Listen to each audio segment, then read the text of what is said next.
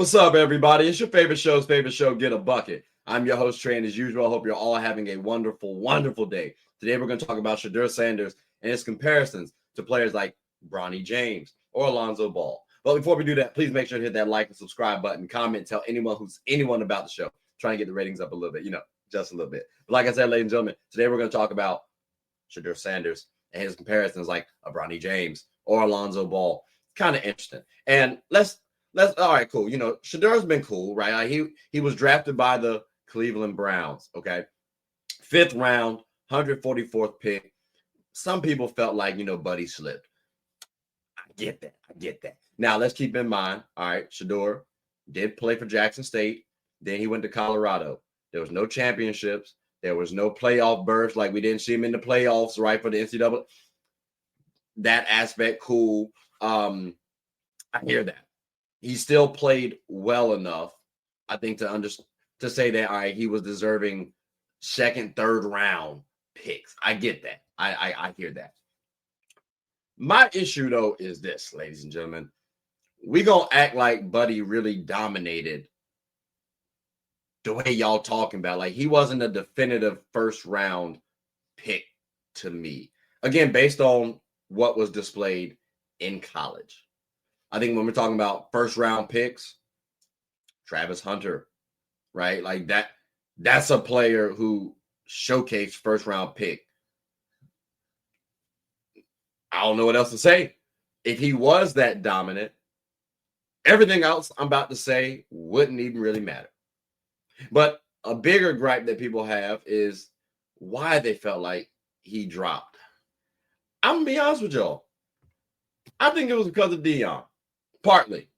Because let's not act like Deion ain't a little cocky, right? And I'm certain that when you are cocky, granted, deservedly so, Deion was great, especially primetime, hence the name. I will say that might rub people the wrong way. Like, we got to at least recognize and acknowledge that part. Whether y'all agree or disagree, you at least got to acknowledge it. I hope so. So if that's rubbing people the wrong way, Deion meaning, if you want to get back at Deion, and again, Deion's been good. Did well at Jackson State, did well at Colorado. There were some eyes on him. Kind of turned around that program. Can't be mad at you.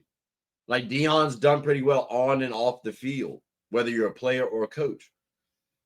So if people are going to hate, guess what? They're going to attack Deshaun. So again, whether y'all believe it's right, wrong, or indifferent, I understand Shedeur potentially falling to the 5th round. And keep in mind, too, let's not act like the 5th round is bad, because the player who we call the GOAT was drafted in the 6th round. Shout out Tom Brady. So again, let's not act like Shadur Sanders cannot have a decent career, and pay attention to storylines, too. Because, well, he goes to the Browns. He turns around that Browns team. Like, that's a great legacy builder for Shedeur right there. Just being honest with y'all. So, again, I understand why Shadur Sanders did drop. If you want to say he didn't dominate in college, okay, I hear that point. If you want to say someone was upset because of Deion, I hear that point. I wouldn't agree with that point if it happened, if that was the reason. I understand. But where they're kind of losing me is they're acting like this is the issue, or this is comparable to a Bronny James. Because, see, here's the thing. I think the comparison between Bronny and Shedeur, we got to focus on. Shedeur did kind of play into that whole ego thing.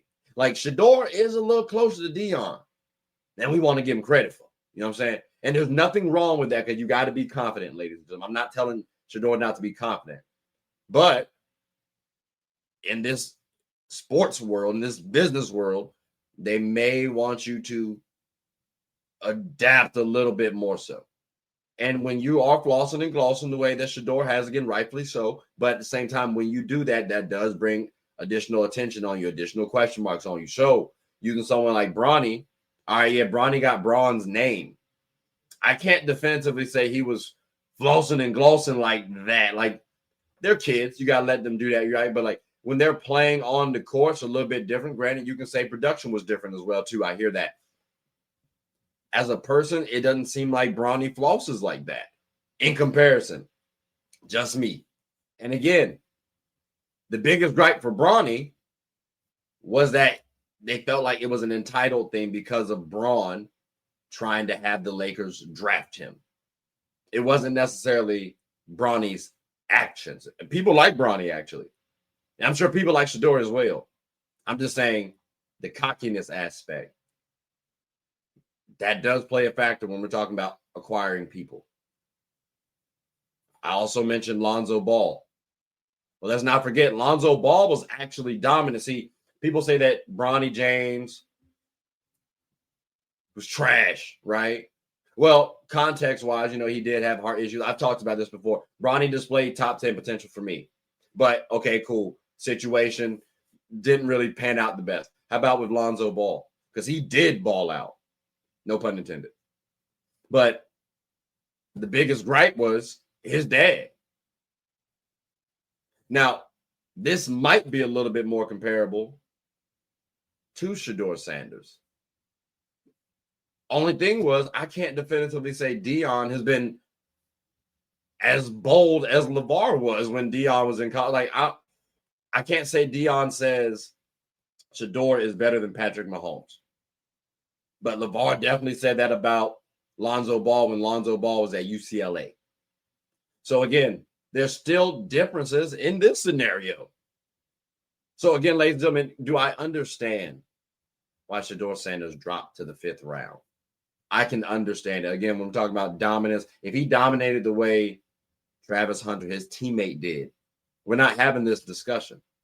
And y'all can say, well, Travis Hunter's a freak of nature. He played on both sides. Well, I hear that. All right, cool. But, I mean, there were other players who arguably could have been better perceived than Shadur Sanders. So, again, ladies and gentlemen, don't shoot the messenger. I'm not saying he can't have a good career. Story's definitely not over. It's just beginning. He put that work in. Easily can do well. Just got to put the work in.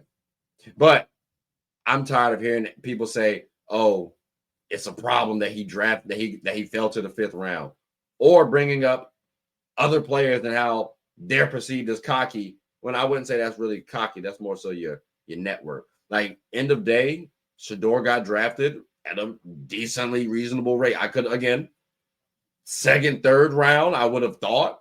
5th round isn't that bad, especially when we know that Tom Brady was drafted in the 6th round.